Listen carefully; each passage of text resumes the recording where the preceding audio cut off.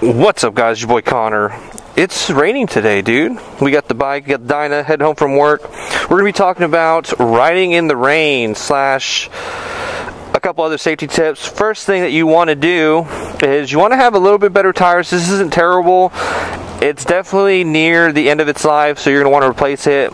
That's gonna help channel the rain out a little bit better. I've had some slippage, but nothing too terrible. So we're gonna go ahead and get to scooting. Our red light was staying on earlier, whatever that means. I'm gonna guess it's with the security.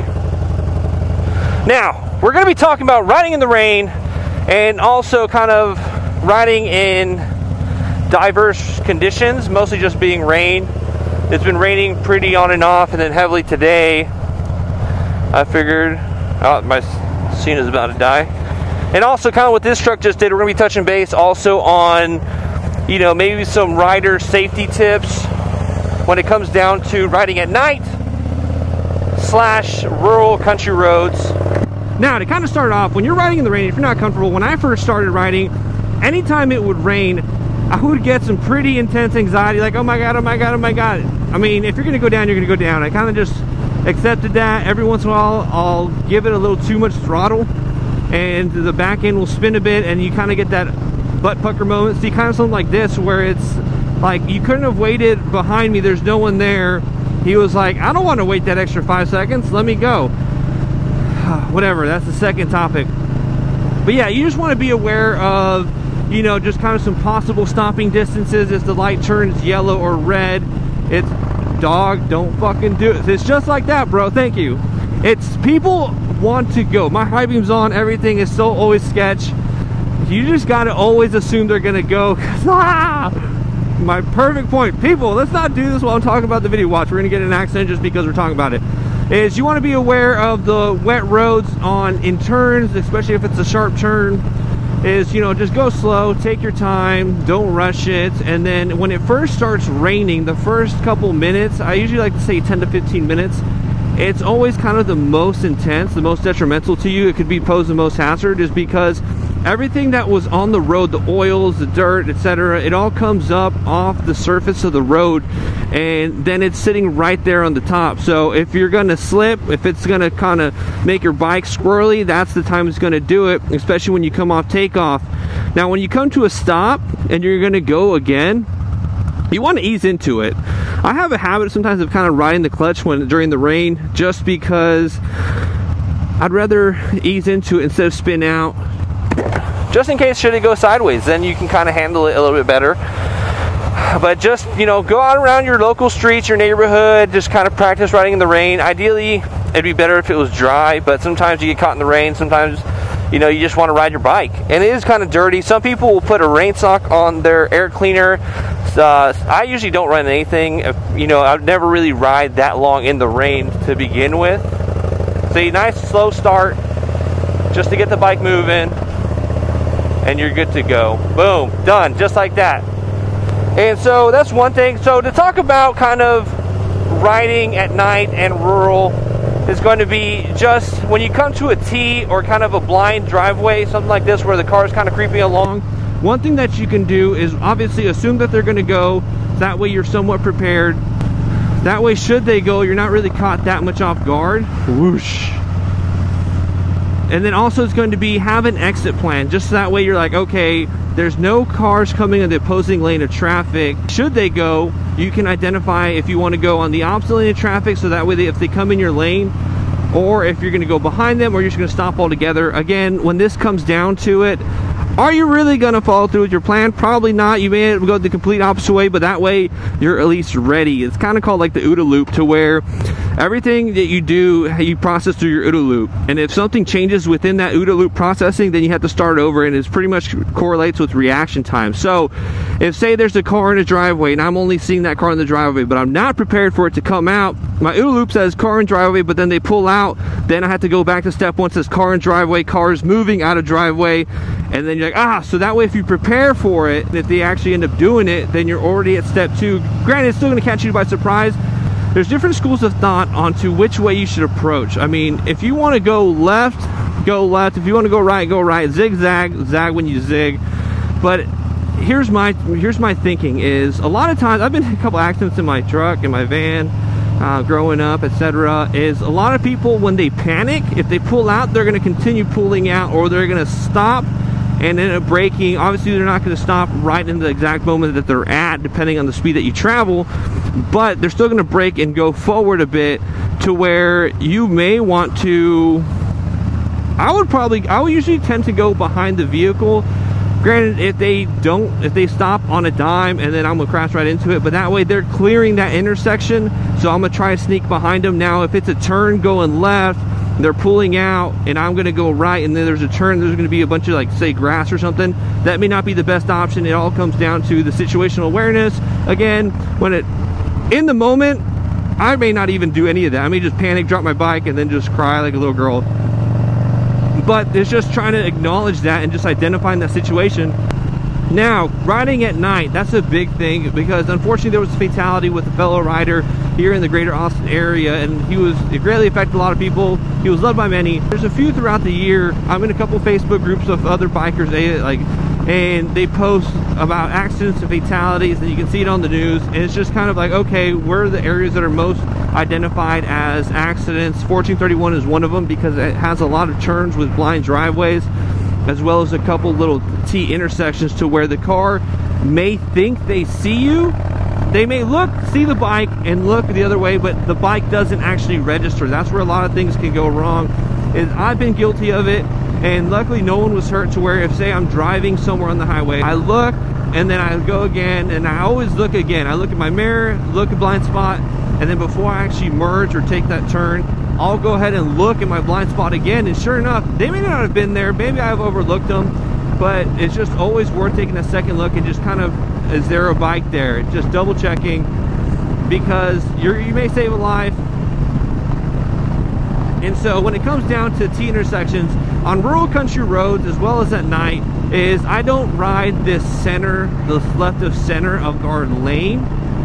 So say we're here, because a lot of people are texting and driving nowadays, to where they may drift over a bit, especially if you're in a turn and you're hugging it. They may drift, and they may panic and overcorrect or undercorrect, and the next thing you know, you end up beating your bike with their car, or they just panic or do something stupid. I always like to ride the middle, but if there's a driveway coming up or an intersection, I'll ride the right side of the lane, just so that way this vehicle, if they're pulling up to an intersection, they can see me. Granted, it may not register, but my high beam being on, it helps give me more of an eye profile for them to notice me and be like, okay, that's a bike, let me hold off. Granted, some people may still pull out in between this gap between me and the Suburban or the Tahoe in front of me, but it's like, okay, I'm at least also closer to here, so should they pull out?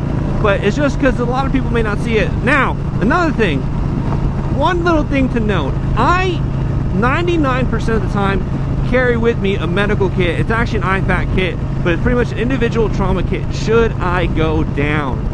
Now, is that overkill? Possibly, but in case I'm in an accident, or in case there's a fellow rider that's down and they need some sort of trauma treatment, like say they cut their leg and it's bleeding, and you can just put a tourniquet on it. You may not need it, but if it's bleeding a good amount, you may just want to kind of do a tourniquet, or just put some gauze on it and then wrap it around with some pressure, and that's going to help with the wound.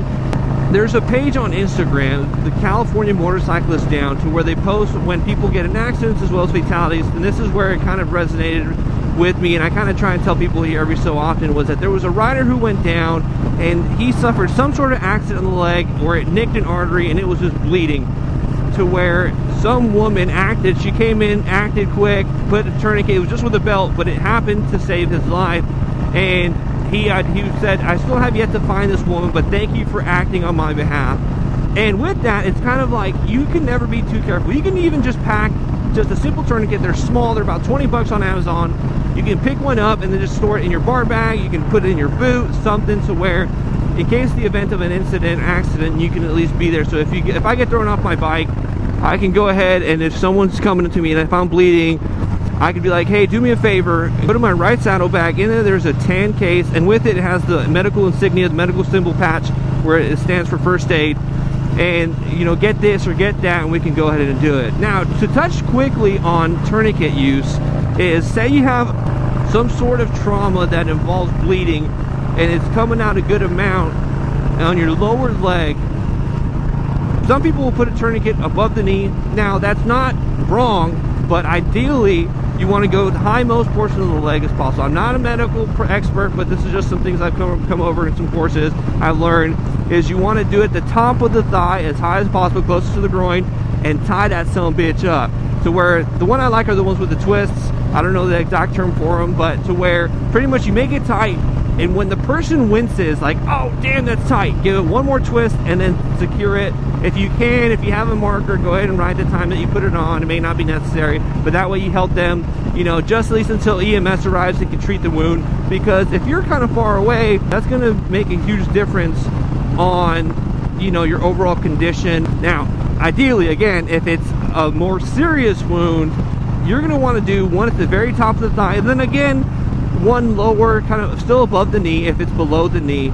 And so just do 2 tourniquets, one at the highmost point above the leg by the groin, and then one just above the knee. If it's above the knee, you're going to want to do one again at the highmost point of the leg, of the thigh, and the nearest to the groin, and then you can do one below it, or slightly 2 fingers below. That's kind of just what I've always learned. And that's just one thing to do. It's just, you never know. Now, what's in my IFAK kit? It came as a whole kit. I didn't pick these out. I just added the extra tourniquet, but it comes with a SWAT T tourniquet. Any type of tourniquet will help. There also comes with some gauze, some clotting gauze. It has a chest wound seal packet. That's a little overkill, but again, you never know. You may need it. You may randomly have to use it, even if it's not for the intended purpose. But another thing that can work is if you have some sandwich bags and some tape. You can, if it's mostly for a sucking chest wound, you can put the sandwich bag and the tape around it, and that's going to work just as well. And so, switching gears now that we've touched base on that, hope y'all enjoyed that. The September Road Warrior Mileage Challenge has officially come to its end. We had Jay Breezy 123 come to the top dog, the #1 contender with 6,200 miles for the month. Congratulations, sir. You will be getting some goodies headed your way. Oh, it looks like that battery died. You will be getting some goodies headed your way from Rebel Reaper Clothing, 38 Ride Co. Hardcore Cycles, my dudes at Hardcore Cycles. If you haven't checked them out, be sure to swing by. We got Tex Performance motorcycles in the house, as well as Hang 'em High Customs and Odom FG. And with that, I would also like to give a proper, and my hats off to y'all gentlemen, is going to be Rancho Cucamonga, as well as Right Out of the Darkness. They hit 10,000 miles each. One of them, I want to say, was 10,400, and then Rancho was at 10,001 miles. He set out with a goal of 10,000 miles for the month, and he did it. He crushed it. Congratulations to you both. That's amazing. If you all are not familiar with Right Out of the Darkness, he is riding 100,000 miles to end suicide awareness. Be sure and check out his Instagram. People have been asking me fairly frequently, when is the next mileage challenge? We have a big one planned for May 2019 of next year, obviously 2019. Now, a lot of you may be like, Connor, that's a hell of far away. Why are you planning that far ahead? Because it's going to be big. Let's just say, if you just bought a bike and you're looking to deck it out, that'll probably be the one you need to win. So with that, with the prize planned, I feel like it's going to be a lot of people trying to stack some serious miles for that. Now, we're going to do 2 prizes, I'm thinking. One's obviously going to be the grand prize, and I'm trying to toy with the second idea of it's going to be the People's Champ. I'm going to call it the Louvre, and that's going to be the most artistic photo, or the creative photo of your POV from behind your bike, safely, obviously, if you can. If you have a GoPro, you know, or if you use your phone, have your buddy take a photo. Just something, whether it be a rolling shot, you can hire some professional dude. You can go to Arizona area and hire Was Alive Once and be like, yo, dog, take some dope photos of me. Or, you know, just go out and about. If this was a mural, if this was a beautiful scenic hill country scape, this is the Grand Canyon, something, and you take a photo of your bike, we're going to hashtag it with the Louvre Warrior Challenge or something like that. Name is still pending, but that's what I kind of dig. Is going to be the People's Champ, the one with the most likes, and then we're going to end up doing like kind of like a vote. I'll do a live vote and be like, these are the top contenders, blah, blah, blah. And then from those, y'all can choose. And that person will win some goodies, some gear, some swag. And that's the idea. So that way, it kind of gives everyone, you know, opportunity to win. And then we might do kind of like a random drawing for one of the participants going on. And obviously the poker chips. Y'all really enjoyed those poker chips. They were super awesome, so well received. And they look dope. I really like them. The only way you were able to get one was if you submitted your odometer to me by the deadline. The first 50 to have done it got some. So super stoked. And so that's pretty much it. We have a couple of the videos in the works.